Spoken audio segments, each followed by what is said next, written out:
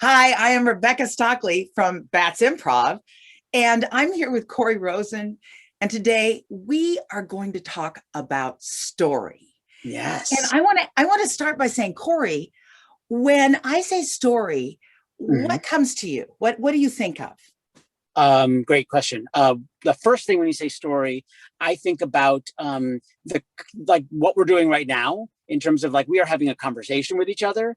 But I think like, and basically this is because I know you, Rebecca Stockley. But it's like at any point when we are talking, either of us is bound to venture into a story and to tell a story. So that's like the first thing that comes to mind for me is anticipation.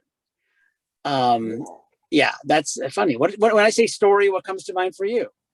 Well, interestingly enough, for me, story story gives meaning. Mm. It's so I have this bias that human beings don't create story, but rather story narrative reflects the nature of the human mind. We evolved because of story. Yeah. Human beings have this ability to see or hear or experience a random group of events that make story for us, that keep us out of danger, or that, right? So story gives meaning. And so Absolutely. for me, story is deep. Yeah. Yeah. A friend of mine actually the other day said this thing I love, which is that, stories can make someone fall in love with you.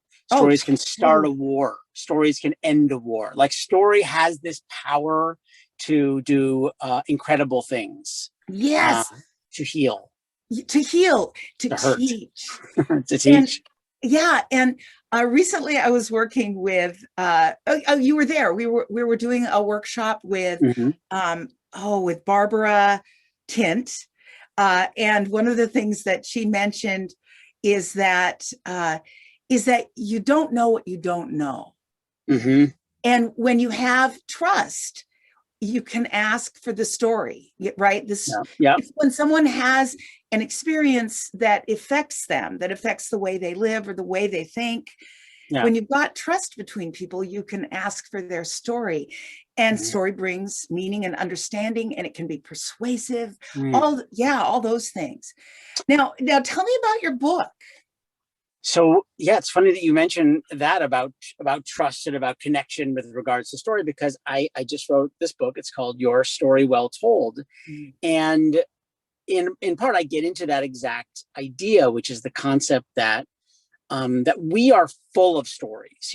We as humans are like just these little urns that are like you take off the lid and it's Pandora's box. There's just tons of stories inside of us, Yeah. and that if you ask someone like, hey, tell me a story, very often people are like, I don't have any stories. And then Mhm. you tell them about something that just happened to you, and they go, oh, that reminds me of something.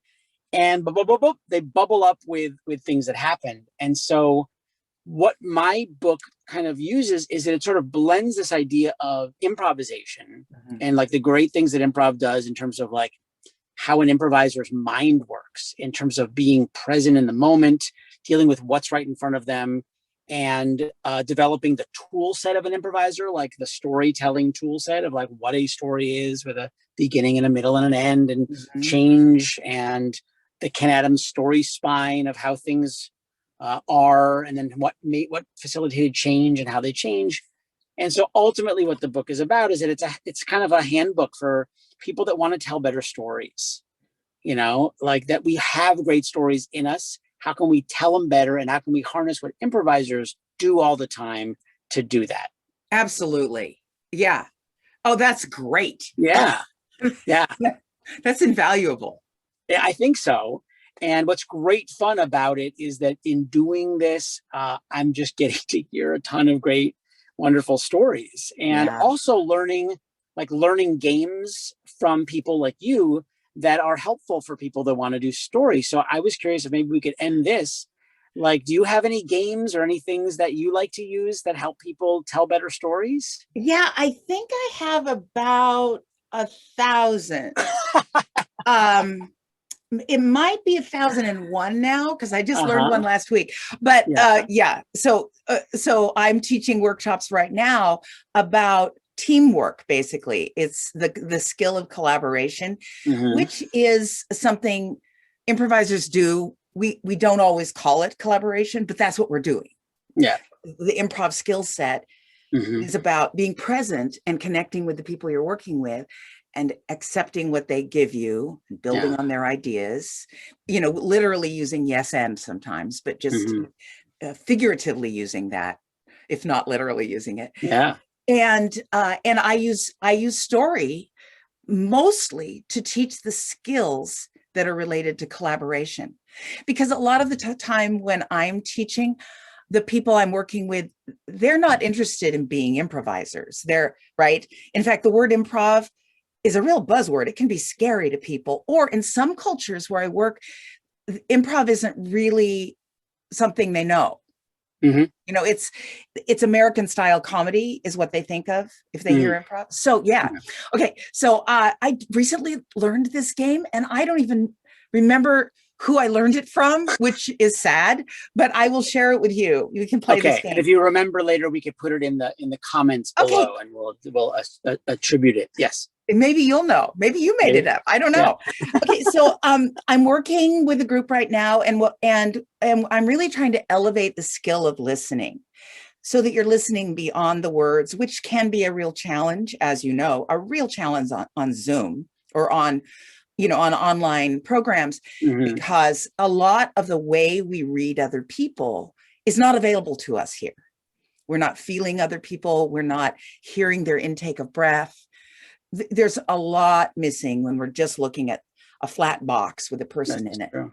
It's true. So one of the things I'm working on is getting people to listen deeper, to listen beyond the words, to really get curious about what the other person is thinking when they say what they say, to really get curious. And one of the About what they're thinking while they say what they say. yeah, Yeah. and the other part is, if I go into this story exercise with you, expecting to be surprised by you, that helps me sort of lean forward and hear you more deeply. Mm. So So here's the expect to be surprised. expect to be surprised. Isn't that Great. cool? I love this. I love Because, this. because one of the things that happens, one of the things that can happen with improv is that when you say you're going to make a story, people get this big boulder of an idea. This is a term I just stole from Lisa Rowland on her podcast, Monster Baby podcast. She and Ted were talking about boulders of ideas. So if I think, okay, I'm going to make a story with Corey, I know what's going to be in my story. I love dragons. There's going to be dragons. So if I think that, I'm no longer listening to you. Yeah. You're So planning ahead to the next thing. Oh, I got to get my dragon in there. yes. Yeah. So instead of doing that, I let go of everything and stay present and just listen to you. And the game is, it's basically, excuse me, it's a sentence at a time story. Okay. So you would say a sentence, Okay. the first sentence of the story. Yeah. I repeat your sentence and say the next sentence. Nice. You repeat mine and add the next. So we're really just building incrementally, just one step at a time. And one of the things that's really useful about it is it's actually a little difficult to plan ahead. And that's a good thing for learning to be present. So the trick here is that I don't have the mental capacity to both plan my next step if I'm fully listening. So I have to put my energy into my curiosity to fully listen to you, repeat back what I hear, and then I can add on top of that, because it's truly going to yes and naturally, because I'll have just said it in my own mouth, my own body. Yes. Isn't that interesting? So interesting. Okay, so we'll try it, and Let's try it. Why don't you just start with a very simple sentence, and it's not about me and you. Great. Or any celebrities or anything. It's just a simple narrated beginning. Perfect. Once upon a time, a fisherman was fishing in the lake.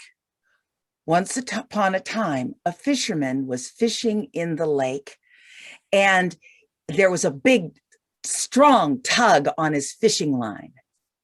There was a big, strong tug on his fishing line, and it pulled the fisherman out of his boat and into the water. It pulled the fisherman out of the boat, out of his boat and into the water and dragged him along the bottom of the lake. And it dragged him along the bottom of the lake until he bumped into a giant pile. Oh, he jumped into a giant pile, opened his eyes, and saw that it was glittering and golden. He opened his eyes and saw it was glittering and golden, and reached forward and saw his hands filled with gold balls. He reached forward and saw his hands full of gold what? Balls. Gold balls. And he kicked off from the bottom of the lake and swam to the surface. He kicked off from the bottom of the lake, swam to the surface, took a big breath and looked in his hands and saw he was rich. He looked in his hands and saw he was rich, and then realized his boat was still going further and further away from him. He realized his boat was going further and further away, but the gold was so heavy, he couldn't swim and hold the gold at the same time. He couldn't swim and hold the gold at the same time. No matter how hard he tried, just kicking his feet. No matter how hard he tried, just kicking his feet, so he let the gold go. He let the gold go, promising himself he'd remember exactly where he was, and swam after his boat. Promising himself he'd remember where the gold was, swam after the boat, climbed in, and passed out. He climbed in his boat and passed out. And when he woke up, his boat was rocking against the dock back at the camp. His boat was rocking against the dock at the camp. And as they lifted his body out, they said, "Oh, another one." As they lifted his body out of the boat, they said, "Oh, another one." And from then on, his memory keeps people from holding their fishing rods when there's a great tug on the line. Yes, from then on, the story that they tell about this man keeps people from holding onto their fishing rod too tight when it gets a strong tug. Oh my gosh, let's do a moral. The moral of this story is life is more precious than gold. Life is more precious than gold. Yes. Woo! What a fun game. Isn't that fun? That is such a fun game. And it's wild because, Corey, you and I have been making up stories for years, right? Yeah. And there's something novel in this approach. Yeah. I'm not, yeah. And so it really works for listening. It does. And I feel like at times during the story, it's almost like truly we were finishing each other's sentences. Like we were eager to jump in and repeat the sentence that the person was just saying, because we were starting to really, truly co-create, which is the best feeling of all. When you said, "Oh, another one," I was dismayed. I was like, "Oh no. Yeah. Oh no. I expect, I was surprised." So I don't know. It came out. It came out. I didn't plan it. I know. And that's one of the wonderful things is when you're really in the moment, when you're really in the moment with reaching into your imagination in this co-creation, it's amazing to be surprised. It's true. Delightful. Yeah. It's absolutely delightful to be surprised by our own ideas. I love it. All right, let's wrap up. All right. So in conclusion, Corey, where can I get your book? Thank you. You can get my book anywhere books are sold. My website is CoreyRosen.com, where you can get links to BIPOC-owned bookstores. And I highly encourage you to buy it from your local bookstore. So that means call the place in your neighborhood, in your city, whatever, and say, "Could you please can I order a copy of Your Story Well Told by Corey Rosen?" Because they need support. So that is my suggestion. Yeah. Well, and if you want suggestions, go to my website. For me, that's Green Apple Books. That's Green Apple Books in San Francisco. Somebody just told me, they said that they called Dog Ear Books in the Castro, and they ordered a copy from there. So it's a joy to support our local bookstores, and please do. What a great idea. I love it. Thank you. Thank you so much, Corey. Thank And you, I'll Rebecca. see you on stage. All right. Bye. Bye.